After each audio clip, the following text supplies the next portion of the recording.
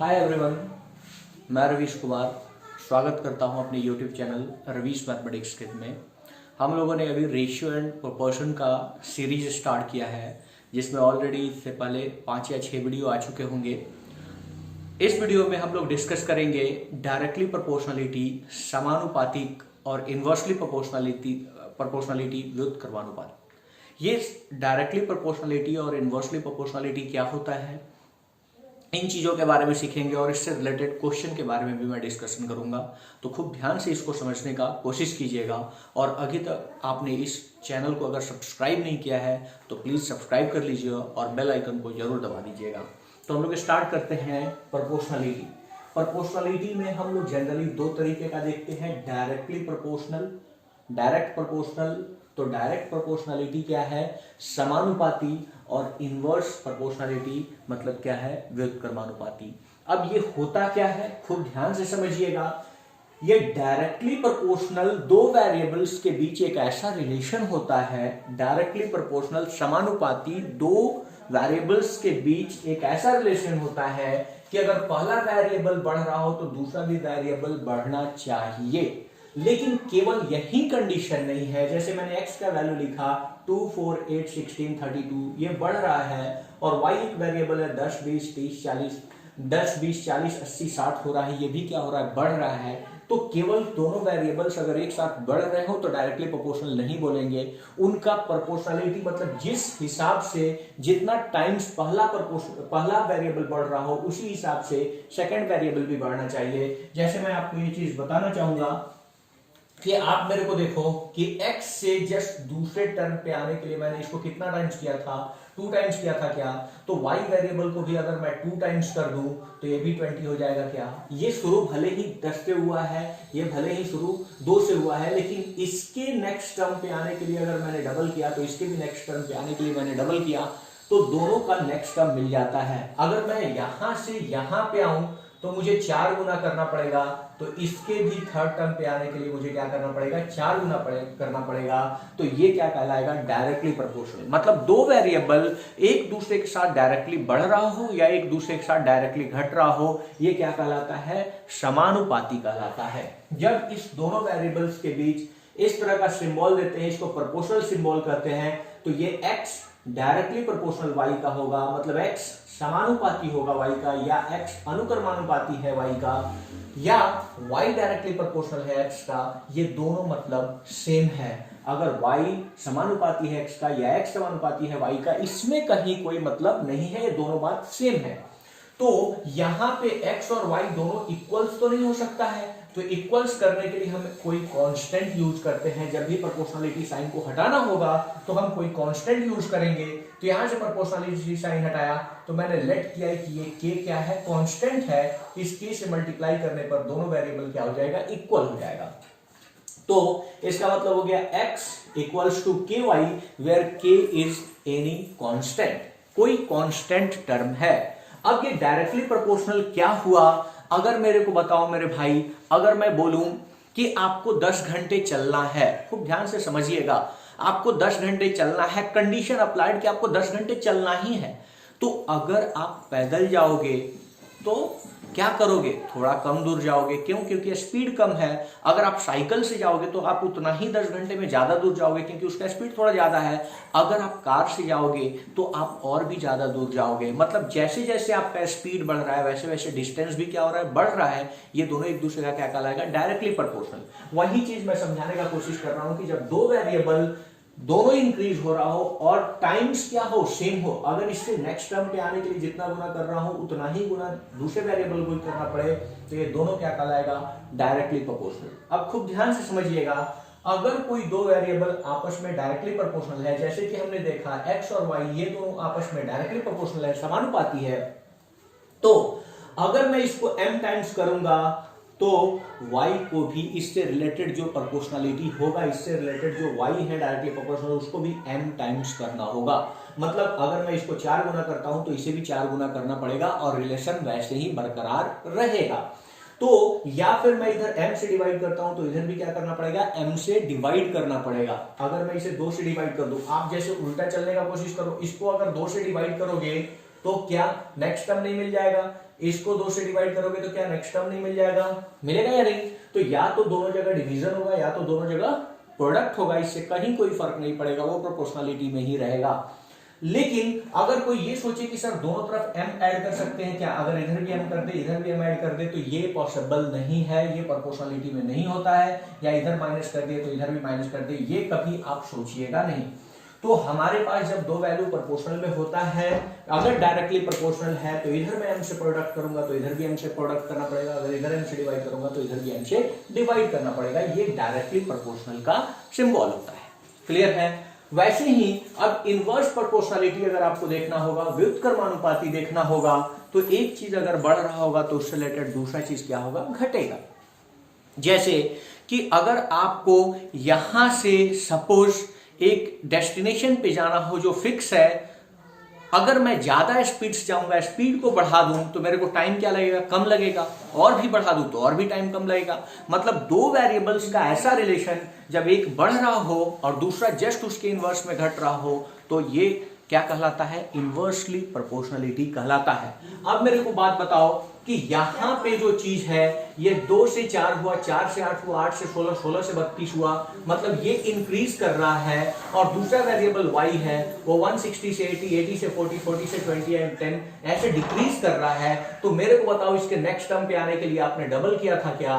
और इसके next term पे आने के लिए आपने जस्ट इसका इनवर्स एप्लीकेशन किया था क्या? आपने 2 से डिवाइड किया था क्या? कोई दिक्कत, कहीं कोई प्रॉब्लम है? अगर मैं चाहूं कि यहां से 8 पे आने के लिए, तो आप मेरे को बताओ क्या इसको 4 टाइम्स मैंने किया है क्या? तो आप मेरे को बताओ 160 से 40 पे आने के लिए 1/4 करना होगा क्या? जस्ट रेसिप्रोकल एप्लीकेशन है क्या? अगर आप इधर प्रोडक्ट कर रहे हो तो इधर डिवाइड करना पड़ रहा है क्या? तो ऐसे प्रोपोर्शनल, ऐसे दो वेरिएबल्स जिसमें ऐसा लिंक हो कि एक बढ़ रहा हो और दूसरा घट रहा हो, उसी टाइम्स में जितना गुना आप बढ़ा रहे हो उतना ही से डिवाइड करना पड़े फ्रैक्शनली, तो क्या कहलाएगा? व्युत्क्रमानुपाती कहलाएगा। अब x और y अगर इनवर्सली प्रोपोर्शनल है तो कुछ, अगर x y का इनवर्सली प्रोपोर्शनल है तो इसको रेसिप्रोकल के फॉर्म में लिखेंगे, क्योंकि आपको जस्ट रेसिप्रोकल एप्लीकेशन हो रहा है। प्रोपोर्शनलिटी का साइन तो ये है ही, तो या तो x इनवर्सली प्रोपोर्शनल y बोलो या y इनवर्सली प्रोपोर्शनल x बोलो, दोनों बात क्या है? सेम है। तो अब फिर से वापस अगर मैं यहां से प्रोपोर्शनलिटी का साइन रिमूव करूंगा तो यहां पे मुझे एक कोई कांस्टेंट लेना पड़ेगा, जो कि कांस्टेंट मैंने के रखा। लेट द प्रोपोर्शनलिटी कांस्टेंट क्या है? के। तो ये सिंबल को मैं हटा के ये इक्वल्स टू कर सकता हूं, बराबर कर सकता हूं, क्योंकि मैं x में अगर आप खुद सोचो कि मैं 80 से मल्टीप्लाई कर दूं तो क्या ये दोनों बराबर नहीं हो जाएगा? इसलिए मैं कोई प्रोपोर्शनलिटी का कांस्टेंट लेता हूं और उस कांस्टेंट से प्रोडक्ट करके दोनों वेरिएबल को बराबर कर देता हूं। कोई दिक्कत? अब मेरे को बताओ x इनवर्सली प्रोपोर्शनल है किसका? y का। x अगर व्युत्क्रमानुपाती है y का तो क्या होगा?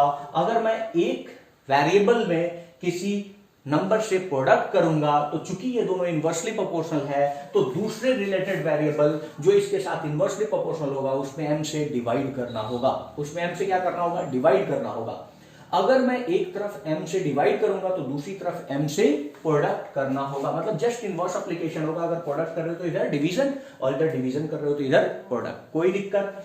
अगर कोई ये सोचे कि सर इधर m ऐड कर दूं और इधर m माइनस कर दूं क्या, या इधर m माइनस इधर m ऐड कर दूं क्या, तो ये नहीं हो सकता है, ये गलत है। ओके, तो कभी भी प्रोडक्ट या डिवीजन ही हो पाएगा, कभी भी प्लस या माइनस आप नहीं सोच सकते हो। प्लस या माइनस का एप्लीकेशन नहीं किया जाएगा। अब मैं इसमें थोड़ा सा आगे आपको बताने का कोशिश करता हूं, खूब ध्यान से समझिएगा। और आप जहां पे भी बैठ के पढ़ रहे हो इस बात को आप श्योर कर लो कि आपको कॉपी और कलम लेके ही पढ़ना है। ऐसे नहीं कि हवा में पढ़ रहे हैं और समझ रहे हैं कि हाँ मुझे समझ में आ रहा है, मुझे समझ में आ रहा है, वैसे कुछ होता नहीं है। क्लियर है? तो आपने इसे नोट करना है, जहां नहीं समझ में आए पॉज करके आपको 2 बार 3 बार देखने का कोशिश करना है, ताकि ये चीजें आपको क्लियर हो। अब डायरेक्टली प्रोपोर्शनलिटी की अगर हम बात करते हैं, जैसे आप खुद सोचो कि मैं अगर बोलूं कि टाइम फिक्स है, टाइम क्या है? फिक्स है। अगर मैं टाइम को फिक्स कर दिया 10 आवर, खूब ध्यान से समझने का कोशिश कीजिएगा। तो अगर मैं बोलूं स्पीड जो है आपका और डिस्टेंस में रिलेशन में निकालने का कोशिश करूं कि आप 10 किलोमीटर पर आवर के स्पीड से जा रहे हो। अब मेरे को बताओ, टाइम तो फिक्स है कि आपको 10 घंटा चलना ही है और आपका स्पीड 10 किलोमीटर पर आवर है, तो 10 घंटे अगर चलोगे तो क्या 100 किलोमीटर चलोगे क्या? कोई दिक्कत। अगर मैं यहाँ पे बोलूं कि आप 50 किलोमीटर पर आवर की स्पीड से चल रहे हो, अब मेरे को बताओ क्या आपने स्पीड को बढ़ाया है क्या? तो अब अगर 50 के स्पीड चल रहे हो, अगर आपको 10 आवर चलना है तो आप मेरे को बताओ 500 किलोमीटर जाओगे क्या? मतलब स्पीड अगर 5 गुना हो गया तो आप बताओ डिस्टेंस भी 5 टाइम्स हुआ क्या? अगर मैं इसको 5 टाइम्स किया, 5 टाइम्स, तो आप मेरे को बताओ क्या डिस्टेंस भी 5 टाइम्स हुआ क्या? कोई दिक्कत।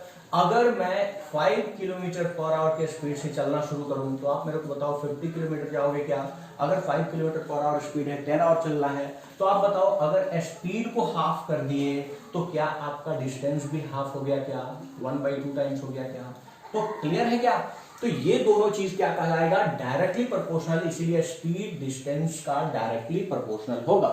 अब जब दो हमारे पास स्टेटमेंट हो डायरेक्टली प्रोपोर्शनल का, तो रेशियो कैसे फॉर्म करते हैं इस बारे में खूब ध्यान से समझने का कोशिश कीजिएगा।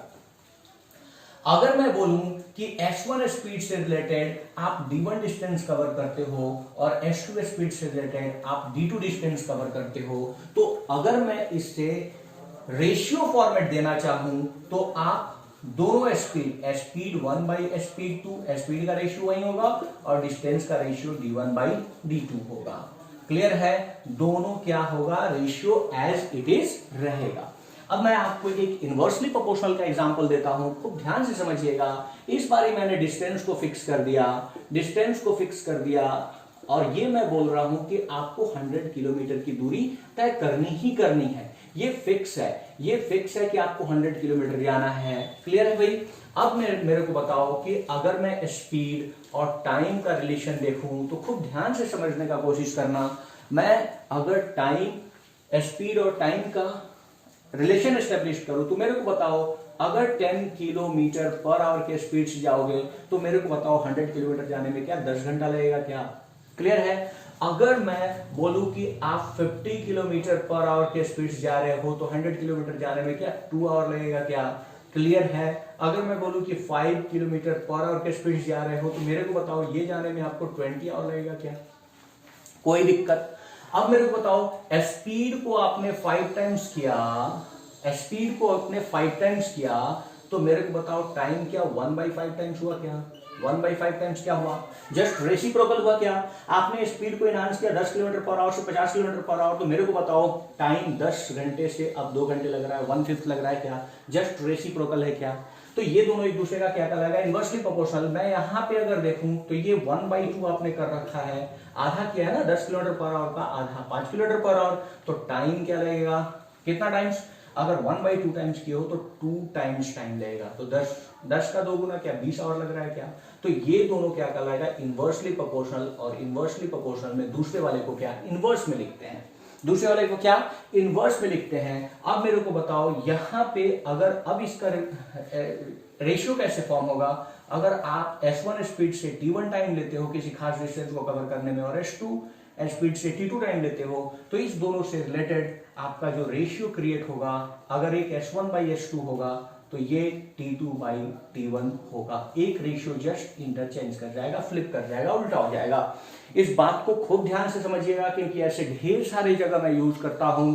आप बहुत सारे जगह ये चीज देखोगे, जब भी प्रोपोर्शनलिटी से हम रेशियो बनाने का कोशिश करेंगे तो अगर डायरेक्टली प्रोपोर्शनल होगा तो रेशियो एज इट इज रह जाएगा। जैसे स्पीड और डिस्टेंस डायरेक्टली प्रोपोर्शनल होता तो स्पीड का रेशियो वैसे ही था और डिस्टेंस का रेशियो एज इट इज था। लेकिन जब स्पीड और टाइम इनवर्सली प्रोपोर्शनल था तो इसका रेशियो अगर ऐसे रखते हैं S1/S2 तो दूसरे वाले को चेंज करना पड़ेगा, क्योंकि ये इनवर्स होगा 1/T होगा और ये क्या होगा 1/T2 होगा, तो ये कन्वर्ट होकर क्या हो जाएगा T2/T1 हो जाएगा। तो ये बात आपको याद रखना है कि इनवर्सली प्रोपोर्शनल में एक रेशियो क्या हो जाएगा उल्टा, लेकिन डायरेक्टली प्रोपोर्शनल में दोनों ही रेशियो क्या होगा सेम होगा।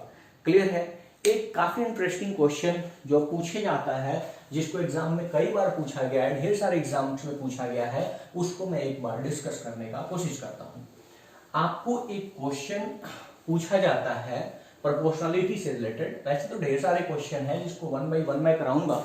अभी फिलहाल मैं रेशियो का कंसेप्ट लेके चल रहा हूँ। रेशियो में मैंने ऑलरेडी ढेर सारे लेक्चर्स डाल रखे हैं। मैं बाद में क्वेश्चंस भी अच्छे अच्छे कराऊंगा, लेकिन फिलहाल मेरा ये टारगेट है कि मैं आपको थियरीज ज्यादा दूं, क्वेश्चन पे बाद में करूं। ठीक है, फिलहाल मैं बोलता हूं क्या कि प्राइस ऑफ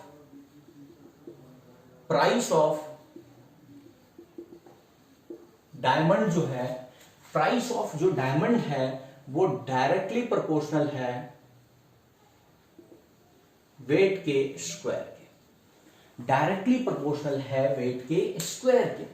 कहने का क्या मतलब है, आप बोल रहे हो कि किसी हीरे का मूल्य उसके वजन के वर्ग के स्क्वायर के डायरेक्टली प्रोपोर्शनल है। वजन के वर्ग के डायरेक्टली प्रोपोर्शनल है। मैं बोल रहा हूं मतलब हीरा जितना बड़ा होगा, जितना ज्यादा वेट होगा, उसका प्राइस उतना ही ज्यादा होगा, और हीरा जितना छोटा होगा उसका प्राइस उतना ही कम होगा, क्योंकि वो तो स्क्वायर की प्रोपोर्शनलिटी बोलता है। तो price of diamond is directly proportional to square of its weight. Square of its weight मतलब बड़ा हीरा महंगा होगा और छोटा हीरा छोटा होगा। अब यहां पे एक क्वेश्चन को खूब ध्यान से समझिएगा।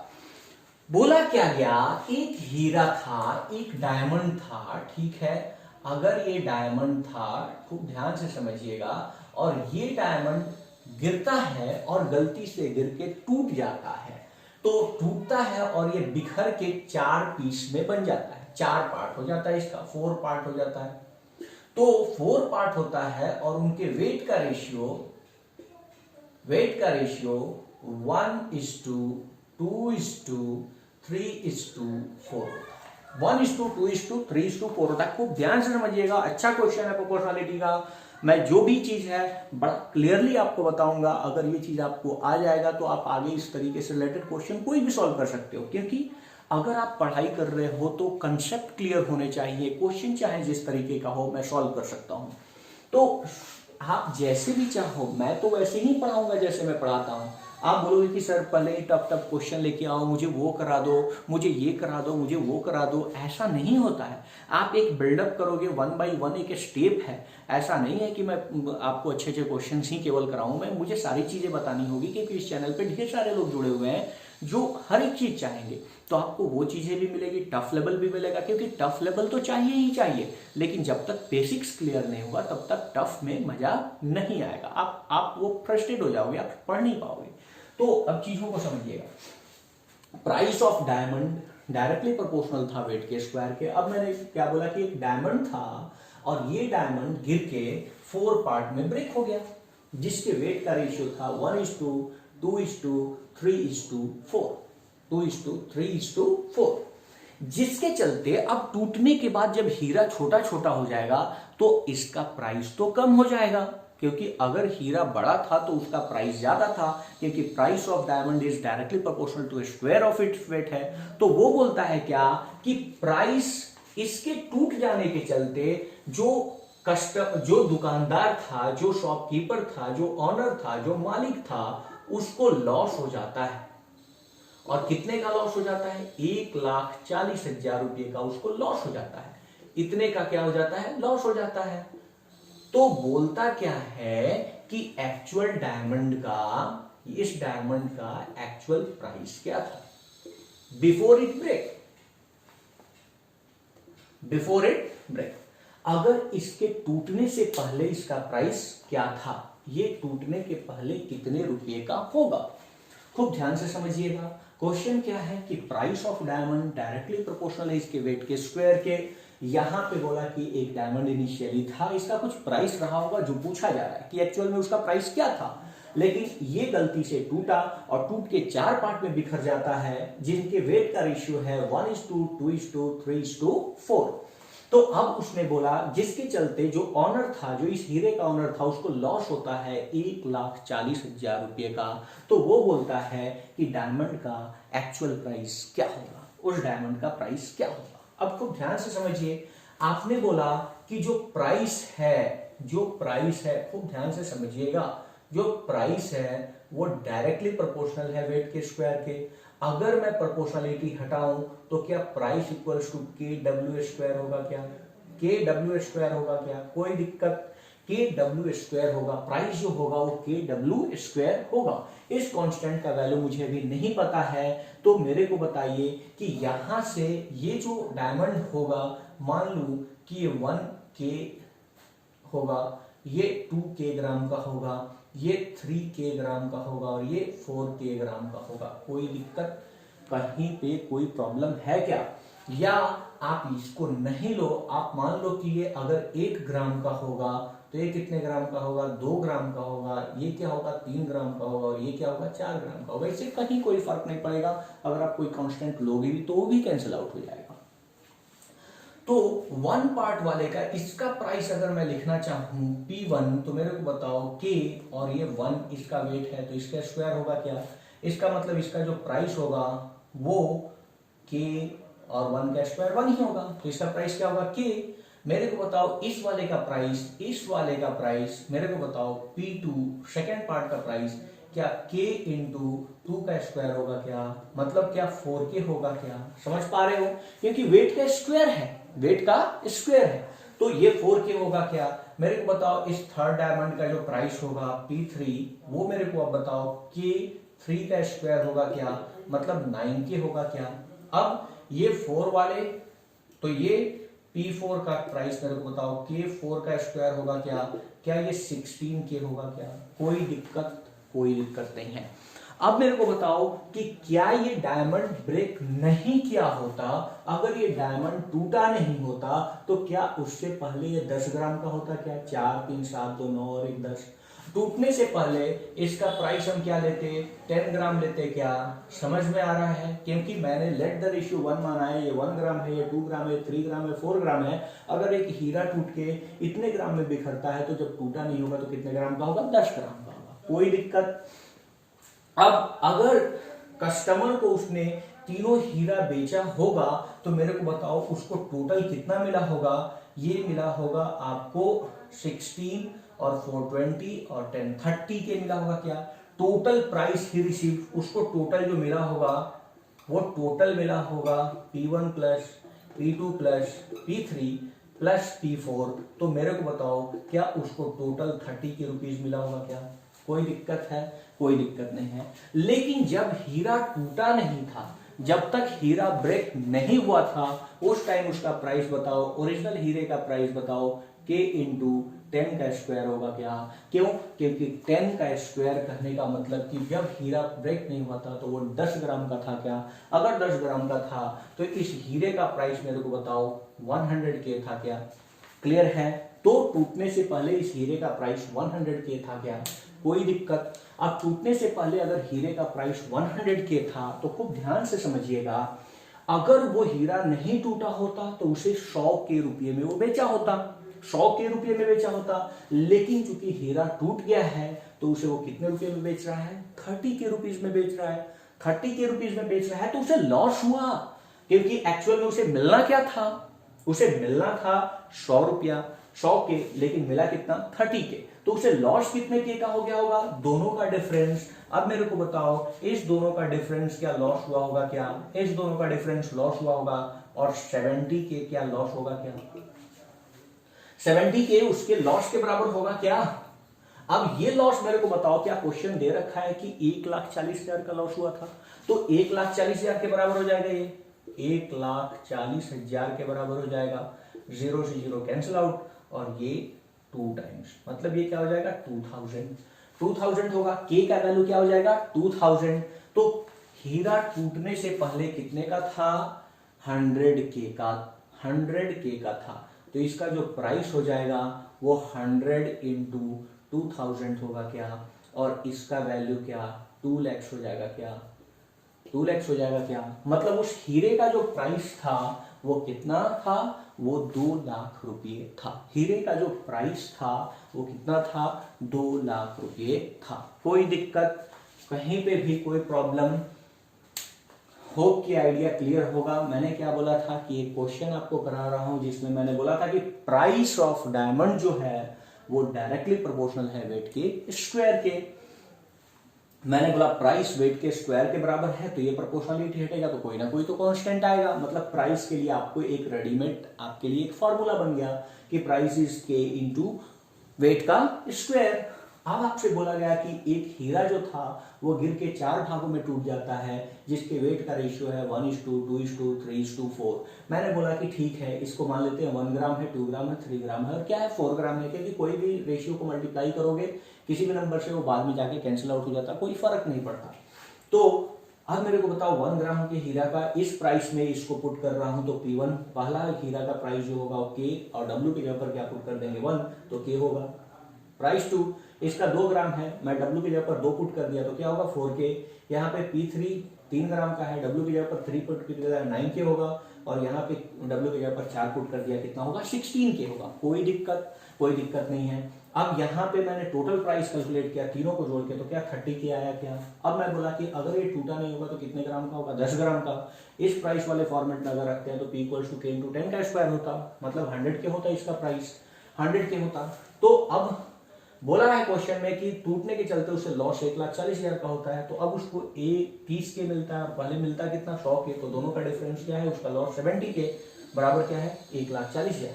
K का वैल्यू 2000, तो यहाँ पे प्राइस ऑफ ओरिजिनल डायमंड 100 × 2000 हो जाएगा। क्या कोई दिक्कत, कहीं कोई प्रॉब्लम है क्या? होप कि आइडिया आपको क्लियर होगा। होप कि ये आइडिया आपको क्लियर होगा, कोई दिक्कत नहीं है।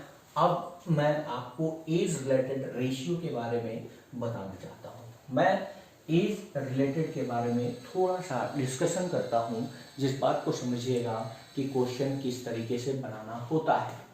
मैं अभी प्रेजेंट की बात करता हूं, नाउ मैं बात करता हूं, ठीक है।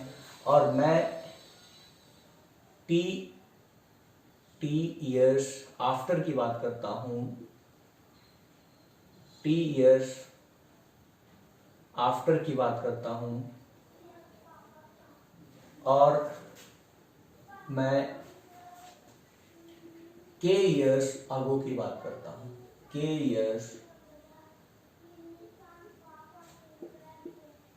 अगो की बात करता हूं, ठीक है।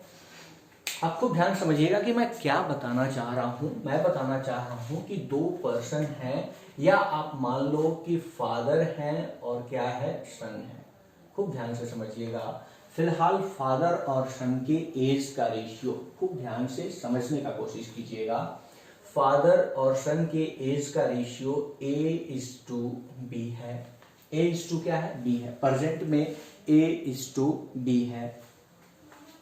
टी ईयर्स आफ्टर फादर और सन का एज का रेशियो X:Y हो जाता है। फादर और सन के एज का रेशियो क्या हो जाता है, फादर और सन के एज का रेशियो होता है X:Y, एज का रेशियो होता है। क्लियर है भाई। यहाँ पे की ईयर्स अगो फादर और सन के एज का रेशियो P:Q रहा हो, P:Q रहा हो। कोई दिक्कत, मैं क्या बोल रहा हूं कि अभी आपके कोई फादर है और उसके सन है, उनका रेशियो मैंने 3 जगह पे लिखा है। प्रेजेंट में फादर और सन का रेशियो है, एज का जो रेशियो है वो है A:B। ये मैं पढ़ रहा हूं एज के बारे में, एज के बारे में हम लोग डिस्कशन कर रहे हैं, खूब ध्यान से समझिएगा। अब अगर मैं आपसे ये पूछूं कि अभी आपका भाई आपसे 3 साल छोटा है, तो 10 साल पहले आपका भाई आपसे कितने साल छोटा रहा होगा, तो भी आंसर क्या होगा 3 साल ही। क्यों? क्योंकि 10 साल बैक में आपका भी 10 साल कम एज होगा और उसका भी 10 साल कम एज होगा। अभी ऐसा कभी सुने हैं क्या कि अभी आपके भाई आपसे 2 साल छोटे हैं, कुछ दिन बाद आपके भाई आपसे 6 महीना छोटे हो जाएंगे? ऐसा तो नहीं होगा ना, क्योंकि जो टाइम स्पेंड है उसमें आप भी जियोगे और वो भी जिएंगे, तो दोनों का टाइम ऑफ लिविंग उतना ही बढ़ेगा। क्या ये बात समझ में आ रहा है?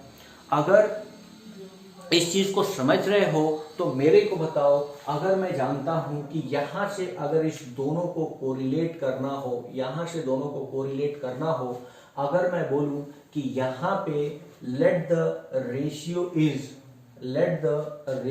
इज, सपोज कुछ ले लेता हूं कि मान लेता हूं कि यहाँ पे फादर का जो एज रहा होगा वो फादर का एज रहा होगा सपोज सपोज मैं ले लेता हूं m, तो am उसका एज रहा होगा, let the ratio is m, तो am उसका एज रहा होगा और इसका एज क्या होगा, bm होगा। क्या ये बात समझ में आ रहा है क्या? एक्चुअल एज तो नहीं दिया है, रेशियो दिया है, let the ratio is m, तो मेरे को बताओ ये फादर का एज am होगा और इसका एज bm होगा क्या? अब इस रेशियो से इसको मुझे कोरिलेट करना है, तो मेरे को बताओ अगर फादर अगर अभी am ईयर का है तो t ईयर्स आफ्टर कितने साल का हो जाएगा, am प्लस t ईयर का हो जाएगा क्या? और वैसे ही मेरे को बताओ सन कितने ईयर का है, bm ईयर का है क्या? अगर bm ईयर का है तो t ईयर्स बाद सन भी bm प्लस t ईयर्स बड़ा हो जाएगा क्या? और इस वक्त फादर और सन के एज का रेशियो x/y है क्या? तो यहाँ पे मैं इस दोनों को कोरिलेट कर सकता हूँ क्या? क्या ये बात समझ में आया? कोई दिक्कत? मैंने क्या बोला, खूब ध्यान से समझिएगा। फादर और सन के प्रेजेंट एज का रेशियो है a/b और t ईयर्स आफ्टर फादर और सन के एज का रेशियो x/y हो जाता है। अब मेरे को बताओ, चूंकि ये रेशियो है तो कोई तो let the ratio is x या k या m कुछ भी मानना होगा ताकि एक्चुअल एज में जान पाऊं। तो let the ratio is m, तो इसका एज क्या होगा am, इसका एज क्या होगा bm। अब t ईयर्स बाद की बात करते हैं तो am प्लस t होगा, bm प्लस t होगा, क्योंकि फादर जितने साल t साल बाद उतना ही बड़ा हो जाएगा तो सन भी उतना ही बड़ा होगा, t ईयर्स वो भी उसका भी एज आगे जाएगा। अब इस टाइम फादर और सन का रेशियो x/y है तो ये दोनों कोरिलेट हो जाएगा और यहां से मैं कंपेयर करके वैल्यू निकाल सकता हूं। अगर यहां पे मुझे इस दोनों को कोरिलेट करना हो, अगर आपसे प्रेजेंट की बात कर रहा हो और अगो की बात कर रहा हो, मैंने इससे पहले क्या बताया, नाउ की बात, प्रेजेंट की बात और आफ्टर की बात कर रहा हूं। अब मैं क्या बता रहा हूं, प्रेजेंट की बात कर रहा है और अगो की बात कर रहा है। तो मेरे को बताओ अगर ये tm ईयर्स इस समय है फादर, तो k ईयर्स अगो क्या उसका एज km माइनस के होगा क्या, am माइनस के होगा क्या? और सन का एज भी bm माइनस के होगा क्या? क्योंकि ये लोग k ईयर्स बैक आ रहे हैं तो k ईयर्स बैक उनका एज क्या होगा, कम होगा। कोई दिक्कत नहीं है। तो यहाँ पे अब बताओ अभी इनका एज का रेशियो क्या p/q हो जा रहा है क्या p/q हो जा रहा है क्या? p/q हो जा रहा है तो क्या ये रिलेशन बन के आ रहा है क्या? कोई दिक्कत? अब मैं चाहूं तो यहां से इसको भी कोरिलेट कर सकता हूं। तो अगर मैं यहां से इसको कोरिलेट करूं तो यहां से इस रेशियो से अगर इस रेशियो पे आना है तो टोटल कितने साल का इंक्रीमेंट होगा, k year plus t years का, k years plus t years का। अगर कोई बंदा 2 साल पहले से 3 साल बाद जाए तो टोटल उसके एज में कितना का वृद्धि होगा, 5 साल का। मतलब मैं बोलूं कि मैं 3 साल पहले से 5 साल बाद जाना चाहता हूं तो 3 साल पहले से 5 साल बाद मतलब टोटल मैं 8 साल का इंक्रीमेंट चाहता हूं। तो ये अगर यहां से यहां जाना होगा तो k प्लस t ईयर्स का इंक्रीमेंट चाहिए, k प्लस t ईयर्स का इंक्रीमेंट चाहिए। क्या ये बात समझ पा रहे हो? अगर मैं इस दोनों को रिलेट करना चाहूं यहां से, अगर मैं डायरेक्ट यहां आना चाहूं तो सपोज यहां पे लेट द रेशियो इज, कुछ दूसरा रेशियो लेना पड़ेगा। सपोज मैं इसका रेशियो z ले लेता हूं तो यहां पे मेरे को बताओ इसका एज pz और इसका एज qz होगा क्या, qz होगा क्या? कोई दिक्कत? qz होगा क्या? अब यहां पे अगर k ईयर्स, मैं यहां से k ईयर्स अगो से t ईयर्स आफ्टर की बात कर रहा हूं तो मुझे टोटल कितना साल जाना पड़ेगा, k प्लस t ईयर्स जाना पड़ेगा क्या? तो क्या इंक्रीमेंट होगा, plus k years and plus क्या t ईयर्स। नीचे भी तो वही होगा, ये भी उतना ही बढ़ेगा, k प्लस क्या t और इक्वल्स टू क्या हो जाएगा, अभी का रेशियो क्या हो जाएगा, x/y। क्या ये बात समझ पा रहे हो? यहाँ पे मैंने माना कि लेट द रेशियो इज क्या, z, मतलब z से मल्टीप्लाई करके मैं इसके ओरिजिनल वैल्यू को रिप्रेजेंट करा रहा हूं। तो अगर यहां से मुझे यहां पहुंचना होगा तो मुझे k प्लस t ईयर्स की जर्नी तय करनी होगी। कोई दिक्कत? यहाँ पे कोई प्रॉब्लम है क्या? कोई दिक्कत नहीं है। चलिए फिर मिलते हैं इसके आगे हम नेक्स्ट वीडियो में, इसके आगे की बात करते हैं हम रेशियो एंड प्रोपोर्शन की। Till then stay at home, thank you, bye bye, take care.